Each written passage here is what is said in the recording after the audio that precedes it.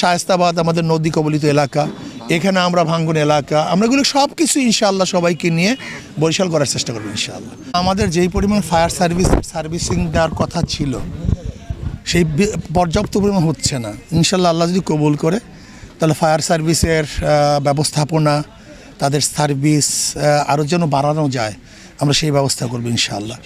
এবং সবচেয়ে বড় কথা হলো যারা ক্ষতিগ্রস্ত হবে আমরা সাথে সাথে তাদের পাশে দাঁড়াবার চেষ্টা করব, বাকি তো আল্লাহ পাকের ইচ্ছা। আজকে এখানে যারা ক্ষতিগ্রস্ত হয়েছে, যেহেতু নির্বাচনে আচরণবিধির অনেক ব্যাপার স্যাপার আছে, এর জন্য ইনশাআল্লাহ পাশে থাকবো এবং সবসময় ইনশাআল্লাহ পাশে থাকার চেষ্টা করব। না, আলহামদুলিল্লাহ আমি তো বিভিন্ন জায়গায় ঘুরতেছি, গণসংযোগ করতেছি, মানুষের যে সারা চিন্তাও করা যায় না। ওই আজকেও অনেকে বলছে যে নিরপেক্ষ গ্রহণযোগ্য নির্বাচন হলে হাত পাখা বছর বরিশাল 5-এ 50,000-এর উপরে বেশি ভোট পেতে নির্বাচিত হবে আলহামদুলিল্লাহ। এটা সবাই বলতেছে, বিভিন্ন কারণ আছে।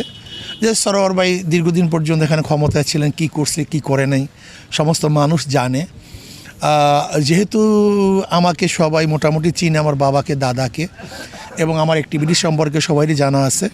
আশা করি ইনশাআল্লাহ যদি নিরপেক্ষ নির্বাচন হয় তাহলে বরিশালে 5 আসনে ব্যাপক ভোট পেয়ে হাত পাকে বিজয় অর্জন করবে ইনশাআল্লাহ কবুল করেন। তাহলে প্রথম যেটা হবে সেটা হলো এই, কমপক্ষে নিরাপরাধ কোনো মানুষ আর পালাতে হবে না, যারা নিরাপরাধ এরকম কোনো মানুষকে আর পালাতে হবে না। এবং কোনো মানুষ আলহামদুলিল্লাহ যারা ভালো ভদ্র তাদের সবাইকে নিয়ে ইনশাআল্লাহ আমরা দেশ গড়ার চেষ্টা করব।